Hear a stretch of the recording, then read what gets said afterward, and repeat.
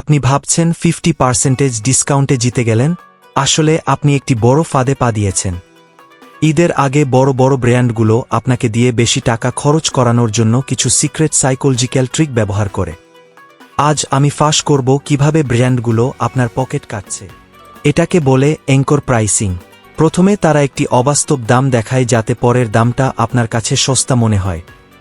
যে পাঞ্জাবিটা 10 দিন আগে 1500 টাকা ছিল, সেটাকে 3000 টাকা ট্যাগ লাগিয়ে এখন 1500 টাকা ডিসকাউন্ট দেওয়া হচ্ছে। আপনি আসলে কোনো ডিসকাউন্ট পাচ্ছেন না। আপনার মস্তিষ্ক শুধু দেখছে আপনি কত বাঁচালেন, কিন্তু এটা দেখছে না যে আপনি আসলে কত বেশি খরচ করলেন। সবচেয়ে ভয়ঙ্কর হল কম্বো প্যাক বা বাই ওয়ান গেট ওয়ান। আপনার হয়তো শুধু একটা শার্ট দরকার ছিল, কিন্তু অফারের লোভে আপনি 4টা কিনে নিলেন। তারা আপনাকে এমন কিছু কেনায় যা আপনার প্রয়োজনই ছিল না। ব্র্যান্ডগুলোর লক্ষ্য আপনাকে সেভ করানো নয়, বরং আপনার ওয়ালেট খালি করা। দোকানিরা ইচ্ছাকৃতভাবে বলে স্টক শেষ হয়ে যাচ্ছে।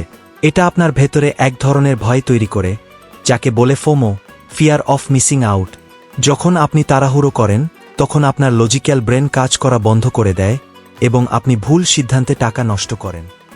শপিং মলের ভেতরে ঠান্ডা এসি, সুগন্ধি আর ধীরগতির মিউজিক, সবই আপনাকে সেখানে বেশিক্ষণ আটকে রাখার জন্য। আপনি যত বেশি সময় মলে থাকবেন, তত বেশি কেনাকাটা করবেন। খেয়াল করে দেখবেন মলের ভেতরে কোনো জানালা বা ঘড়ি থাকে না। তারা চায় আপনি সময়ের হিসাব ভুলে কেনাকাটা চালিয়ে যান। ঈদ ফাঁদ থেকে বাঁচার একমাত্র উপায় হল একটি বাজেট এবং লিস্ট তৈরি করা।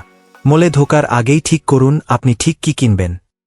ব্র্যান্ডের লোগো নয়, কাপড়ের কোয়ালিটি দেখুন। মনে রাখবেন, অপ্রয়োজনীয় জিনিস ডিসকাউন্টে কেনা মানে টাকা বাঁচানো নয়, বরং টাকা অপচয় করা। এই ঈদে আপনার বন্ধুকেও এই ফাঁদ থেকে বাঁচাতে ভিডিওটি শেয়ার করুন। পরের ভিডিওতে দেখা হবে।